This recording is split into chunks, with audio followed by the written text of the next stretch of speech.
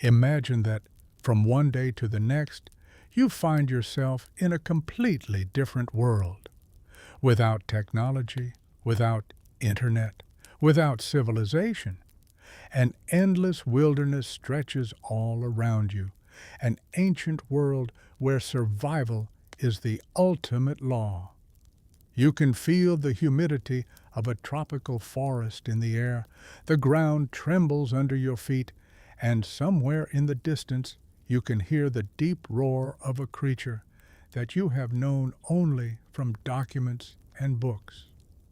Welcome to prehistory, in a world where every wrong step can be the last, where human cleverness may not be enough, and where you may be woken up every morning by the threat of a beast bigger than a car. This fascinating experiment, pitting modern man against the kings of a prehistoric empire, opens up a number of questions. How would he survive? What would he eat? Where would he hide? And what would the dinosaurs themselves think? Get ready for a thrilling exploration of what it's really like to be the only human at a time when the Earth belonged to gigantic reptiles. When modern man stepped into the world of dinosaurs, the first shock would come immediately. Nature would not only seem alien to him, but completely hostile. It would not only be about the size and strength of the dinosaurs, but above all about the fact that every bush, every sound, every scent could mean a death trap. All his senses would have to work at full speed to survive even a single day. The rattling footsteps of carnivores, the sudden eruptions of eruptions, the hooting of nocturnal creatures, all this would keep a person in permanent tension. In such an environment, modern man's ordinary sense of direction would quickly fail. He would have no map, no signals, and above all, no second chances. In addition to predators, he would also have to face smaller, but no less dangerous threats. Rotten water full of bacteria, poisonous plants, insects spreading deadly diseases. All these would be the silent but inexorable forces of primeval nature. Without vaccination and access to medicine, even a minor injury could end fatally. Every step in this world would resemble a game of chance, with a very low chance of winning. One of the few advantages that a person could have in this environment is their ability to think.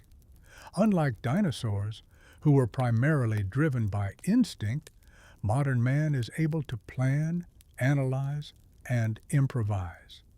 He might not be the fastest or strongest in the wilderness, but he could be the smartest. The ability to create a trap, find a safe shelter, start a fire, or create weapons. This could be the difference in survival. On the other hand, it should be remembered that dinosaurs cannot be underestimated. Some species had very good eyesight, hearing, or smell. Others were surprisingly fast or capable of coordinated movement in groups. In addition, a person without any equipment or knowledge of the specific fauna and flora of prehistory could find himself in situations where no logic or wit could save him. Intelligence would be an advantage, but not a guarantee of survival. One of the key factors for long-term survival would be the ability to secure food. In prehistory, there would have been no supermarket or canned food. A person would have to rely only on what he would find or catch. The plants would be unknown, their edibility untested. A single mistake in recognizing a poisonous berry could end in death within hours. The animals he could hunt would either be too fast or too dangerous. In addition, there would also be a fundamental problem of storage. Without salt, without fire, and without knowledge of preservation techniques, it would be almost impossible to preserve food. A person would have to hunt daily in an environment where he himself would be more of a prey than a hunter. This would make him a victim of exhaustion, hunger, and stress, which would reduce his chances with each passing day. Every evening would mean the beginning of a new fear. It would not be safe to stay unprotected anywhere at night. The world of dinosaurs was full of nocturnal hunters who had excellent hearing and smell, and who would notice a person long before he would notice them. Finding a suitable shelter would be the key to survival. However, the options would be limited. The caves could already be inhabited by other creatures. Building a shelter of branches would take time, and it might not withstand an attack by a larger animal. The ideal shelter would have to be high, out of reach of large predators. However, trees would pose a risk if a person fell in his sleep, or if the tree hosted another creature, such as a giant insect. Every night would turn into a psychological test of resilience.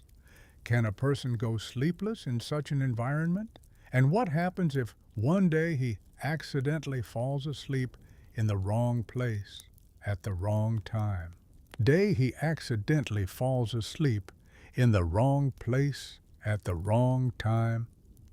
As soon as one saw a giant herbivore such as Diplodocus or Argentinosaurus with one's own eyes for the first time, one might feel not only fear, but also amazement.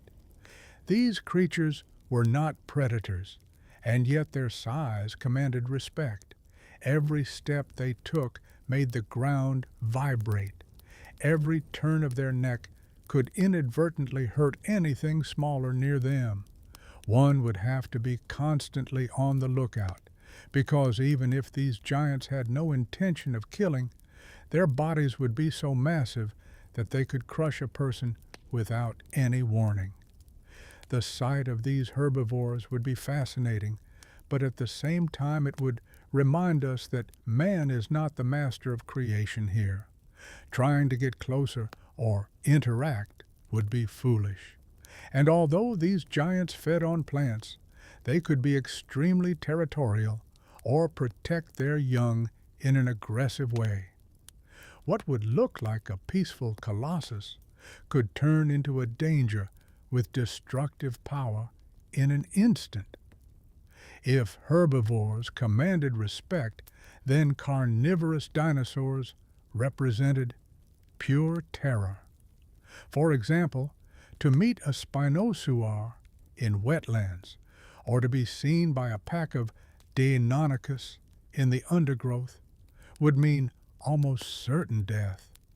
And what about meeting the most iconic predator of prehistory, the dreaded T-Rex? Such an encounter would be a nightmare for a person from which they might not even have time to wake up. The T-Rex could smell prey from a long distance. Its jaws could shatter a human skull with a single bite, and its pace was faster than it might seem. Running away would not be a solution. Human feet would not be able to overcome the speed of a predator, and man would have to rely on ruse or camouflage. He might be able to hide in the mud, maybe he would climb heights or use sound illusions, but any such situation would be extremely exhausting and psychologically devastating. In this world, man would not play the role of a hunter, but of a prey, all the time, day and night. The forces of nature in the time of the dinosaurs were merciless. It was not just about the animals themselves, but about the geological and climatic ferocity of the planet.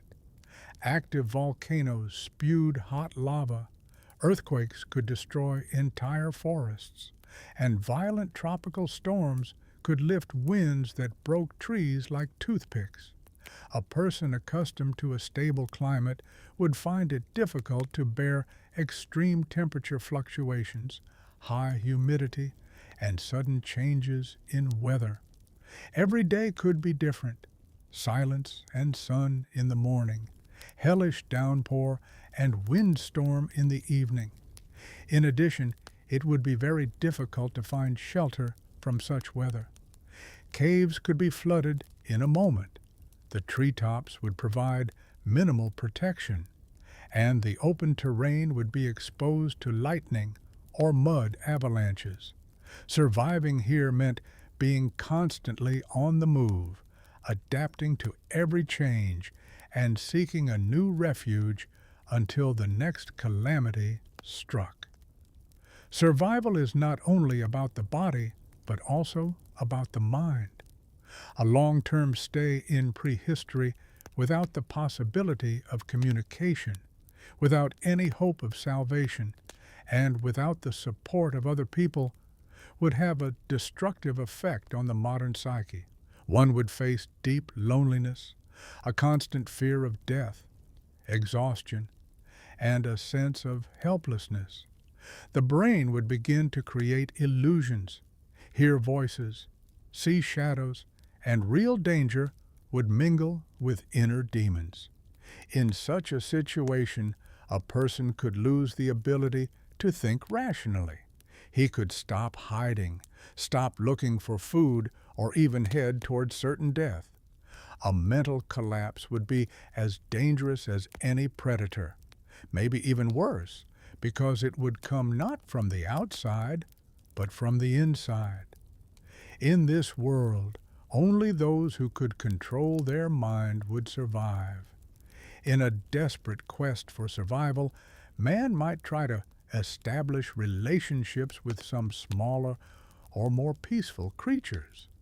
Of course, it would not be domestication in the modern sense of the word, but rather a search for a way to coexist with these creatures without conflict, perhaps with some smaller herbivores or intelligent theropods similar to birds. Monitoring their behavior could help humans anticipate changes in the environment, the proximity of a predator, or even find a source of water and food. Even so, it would be a huge risk. None of these animals had any experience with humans. There was no natural trust, no ties. An attempt to approach or interfere with their environment could trigger aggression, panic, or flight. And yet, in some cases, a person could hit a strange balance. For example, if they were near a nest of a smaller pterosaurid and behaved cautiously. Extraordinary observation skills and patience would be the key to becoming not a threat, but an invisible observer. Although the prehistoric landscape would be dangerous, it would also offer tools for survival. Hardwood, sharp stones, volcanic glass, mud, clay, minerals, poisonous and medicinal plants, all of these could be used by man to make primitive tools, medicines, or weapons. But learning to recognize what is useful and what is deadly would take time and ingenuity. In this world, it would not be a matter of comfortable exploration, but of everyday trial and error, where a wrong choice can cost a life. However, the landscape would also provide shelters, observation points, or places suitable for trapping. For example, rock overhangs could offer views of the valley and warn of approaching danger.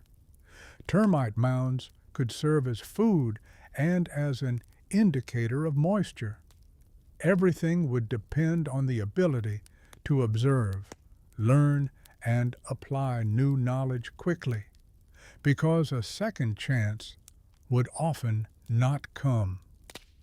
In solitude and without contact with civilization, the human brain would probably start looking for a way to organize the world.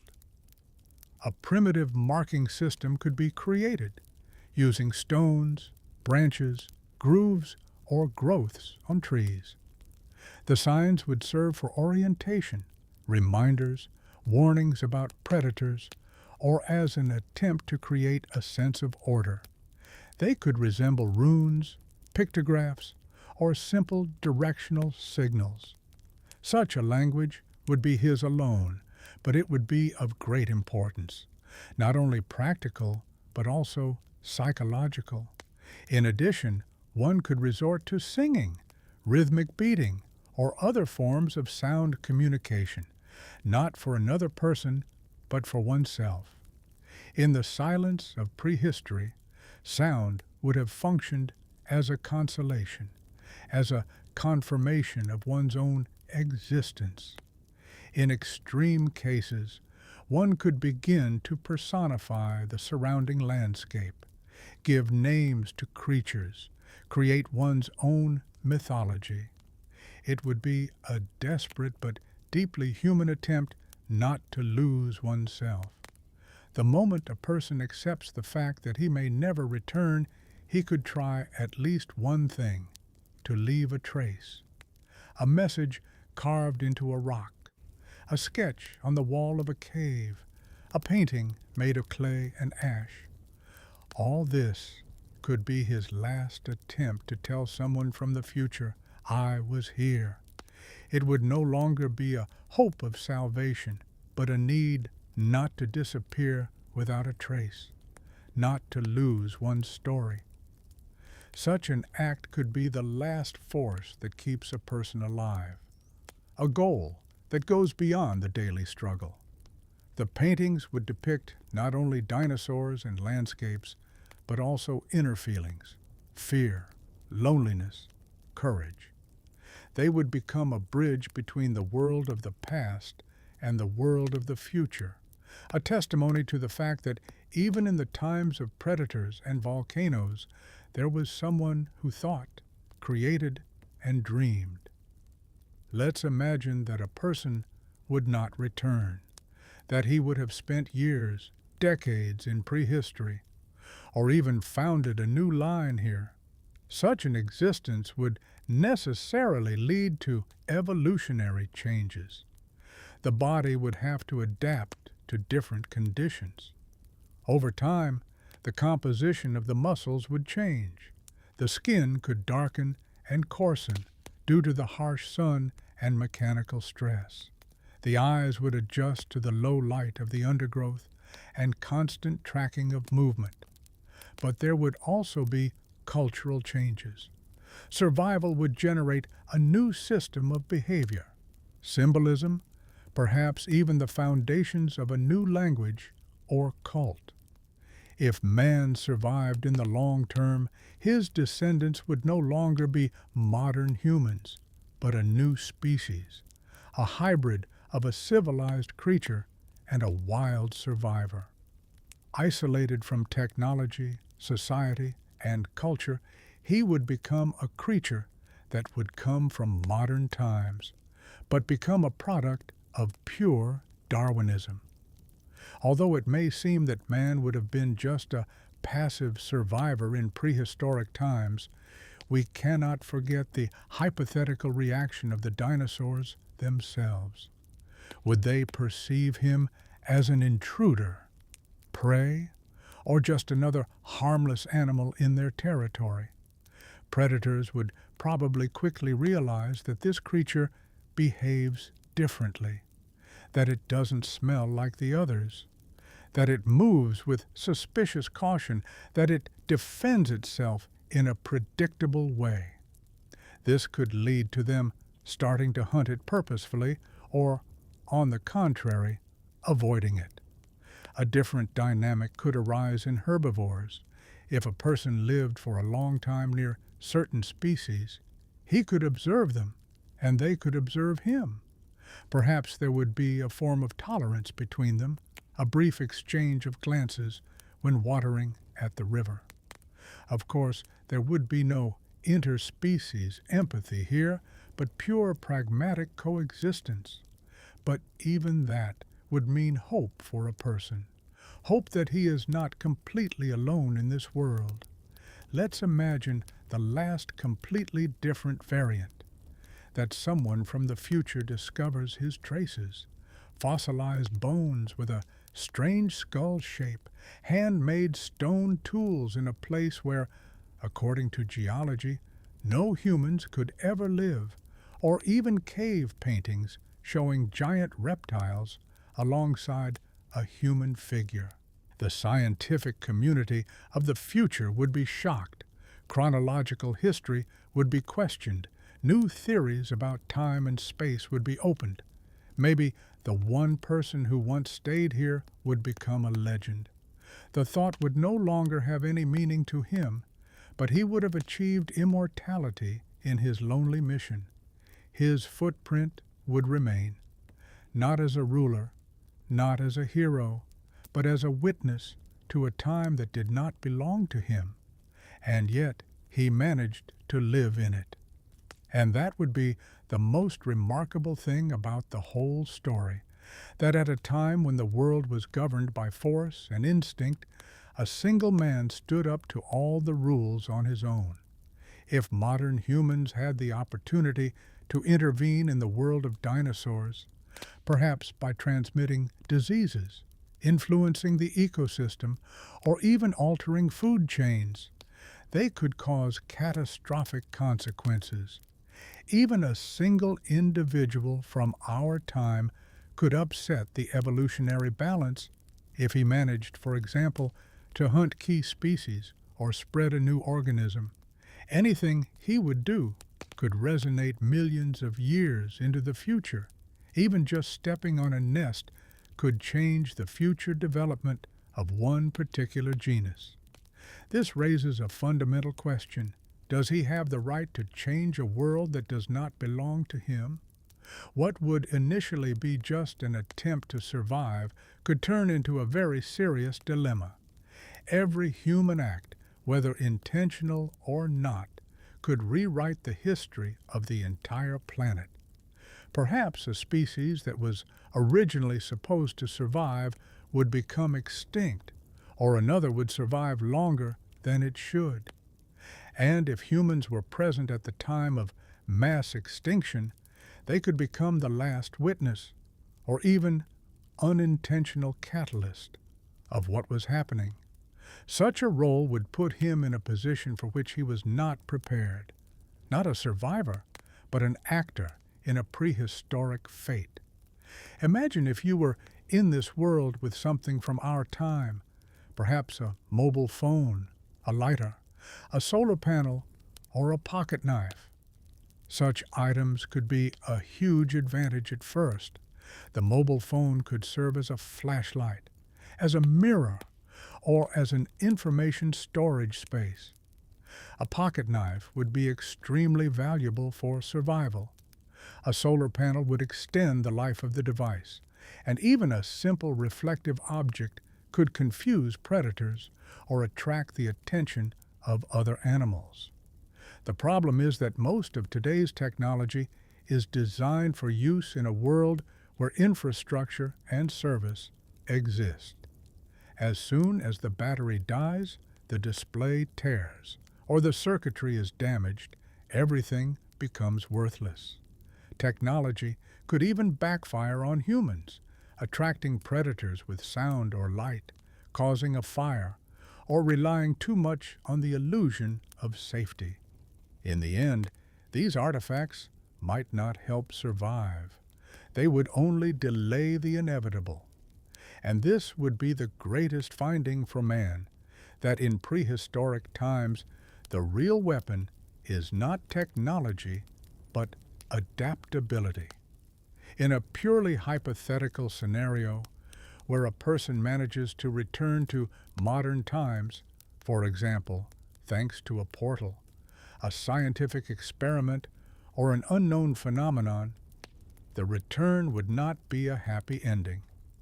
Mentally, he would be broken. Things he took for granted, clean water, food, a roof over his head would seem like miracles to him. His behavior would be different, maybe even animalistic. It would be difficult for him to adapt back to a world where no one understands him anymore. Moreover, he would carry a knowledge of the world that no one else has seen. Perhaps he would be considered a fool. Perhaps he would be examined as an exceptional case. His body would be marked by injuries, infections, maybe even slight genetic changes. If he had brought artifacts, dinosaur teeth, tools, paintings, he might have become famous. But he would lose everything that is human. And deep down, he might have longed for only one thing, to return to where he was at the bottom, but where things made sense, because it was about survival. From the perspective of future generations, the story of a man who survived among dinosaurs could cross the boundaries of reality and become a legend. Perhaps he would have become an inspiration for new mythologies, stories around fire, or someone would have portrayed him as a demigod, a conservationist who once lived alongside giant creatures. In a world that still craves secrets and mysteries, such a fate would resonate deep in human consciousness. Whether he was considered a real person, a lost time traveler, or just a symbol, his story would endure as a warning and a hope at the same time.